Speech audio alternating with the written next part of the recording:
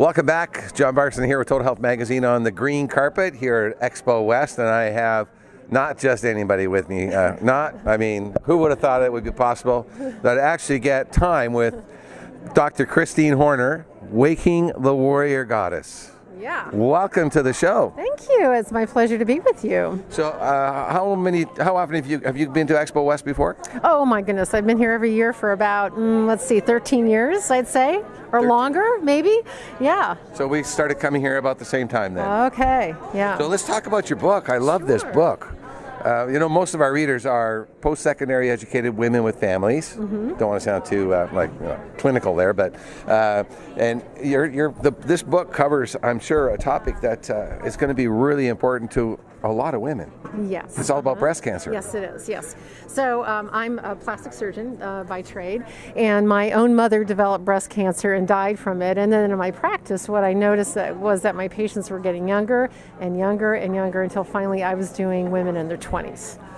In their 20s? In their 20s. And I went, okay, something's wrong with this, and there's got to be something that women can do in order to lower their risks. And we know that because in Asia, the risk is very, very small. If an Asian woman moves here to the United States and adopts our American diet and lifestyle, what we found is her risk will match that of an American woman's within. I read that some time ago. Within one generation. Yeah. Within one generation. Within one generation. So we absolutely know. And so what I did was I went through the medical research, and at that point, it was back in the, we're going to say back in the 1990s, we didn't know anything. There wasn't Dr. Oz, back then.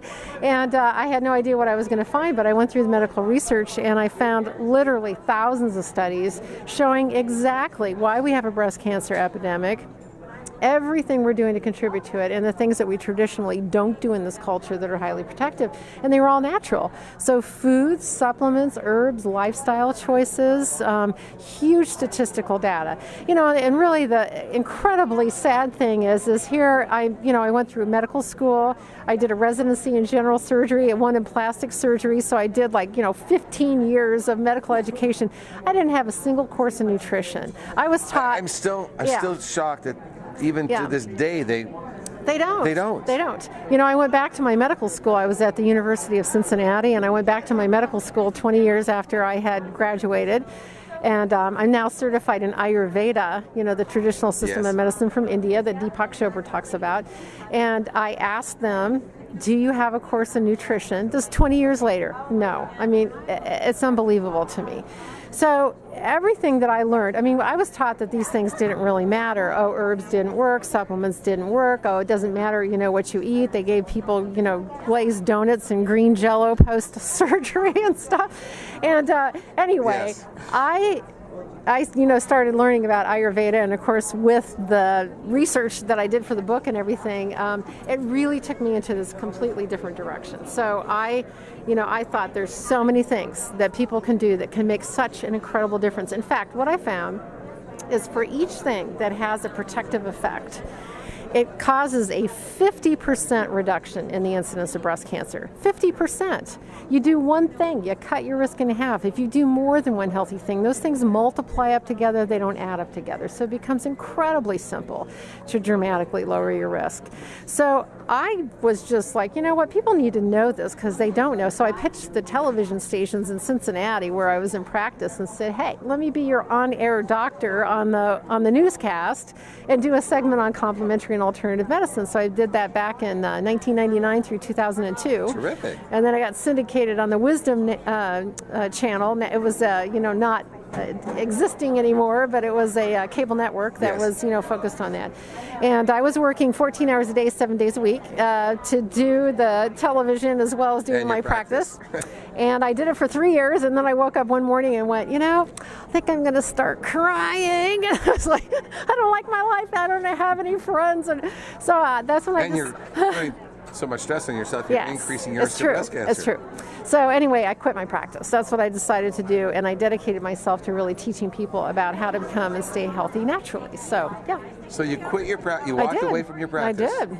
To follow your heart. My heart, which is my passions, which is teaching people how to avoid getting diseases in the first place. And again, it's so simple. The thing that's so encouraging, for me is that it's so simple. You just take on 1 or 2 healthy practices, it makes this unbelievable difference in your life. And breast cancer is a good example because, again, we can cut, the risk in half or, even more than that, depending on how many healthy things that you want to do. So you don't have to be a victim of disease, really. And you don't have to make wholesale changes. Because what you're talking about is baby steps. You can start with one thing. The first step is read the book. Yeah, read the book. But like going to bed before 10 o'clock at night and getting up by 6 o'clock in the morning, this is from Ayurveda 5,000 years ago. They said that's the optimal times for human beings to sleep.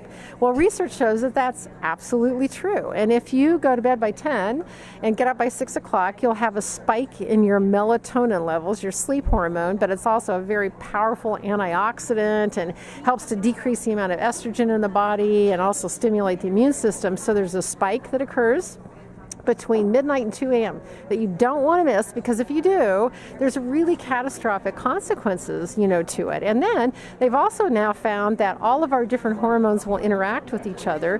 So people who stay up to midnight consistently, they have twice the incidence of heart disease, diabetes, obesity, so you can eat the same amount of calories, but your cells become more insulin resistant, what puts you at high risk for diabetes and also causes the calories just to go to fat. So if you stay up to midnight all the time and you don't understand why you're not losing weight, that could be, one of the reasons. So simple, you just back your bedtime up 15 minutes a week until finally you're going to bed before 10.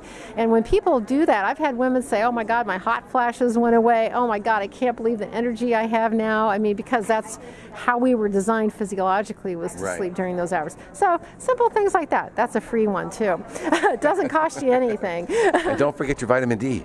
That's right, vitamin D, super D3. important. Yeah, D3. So that, huge amount of research that's come out. In fact, you know what? This book is my 3rd edition of Waking the Warrior Goddess. The first edition came out in 2005, and it was actually voted Best Health Book of the Year, the IPPY Award for that. And now I've come out with a 3rd edition. It's got 150 additional pages because there's really been an explosion of research in this area. Where there used to be like 5 or 15 studies, now there's like 1,500 studies. And turmeric, for instance, has 7,000 studies in the medical research. And vitamin D is also something where they've done tremendous amounts of research on it. And they found that it acts like a hormone in our body. And basically, every disease state that you can think of, it is connected to having low vitamin D levels. Multiple sclerosis, breast cancer. I mean, you can go on and on and on. And then how well you do with that disease also has an influence by vitamin D. So if people are low in vitamin D, their likelihood to do well as far as recovery isn't very good. So super important. Okay, well, that's terrific. Well, I do want to encourage all of our readers and our viewers to pick up a copy of your book. Okay, thank you. Like you say, this is the 3rd edition, so you've been at it for a while. I have. And you've done your research. I have. You really epitomize what we stand for at Total Health Magazine, because we're all about taking charge of your own healthcare system. Yes. Asking questions. Yes. Talking to your doctors, talking to your health experts, finding a naturopath. Not necessarily just taking that vaccination shot because your doctor says you have to take it. Exactly. Yes. So, congratulations on the work. And what's next for you? What are you working on right now? So my next book is called Radiant Health, Ageless Beauty, and it's all about healthy diet and lifestyle and all the things that you need to do to improve longevity and increase joy in your life too. So that's when coming can we expect that? Very soon. So actually, I just finished the book proposal, so my agent will be selling that, and then hopefully we'll get the book out by early next year. Well, I think we'll be doing a follow-up interview then, won't we? It sounds perfect to me. Okay, so thank you again for taking the time. I know you're busy down there signing books down at the booth. I am. So Dr. Christine Horner. The book is Waking the Warrior Goddess. It'll be up on the screen there, and we'll have the links down below this on the website. You can see the link down below there. You can click on that and go to her website. Perfect. Okay. All right, Christine. Thank you. Thank you.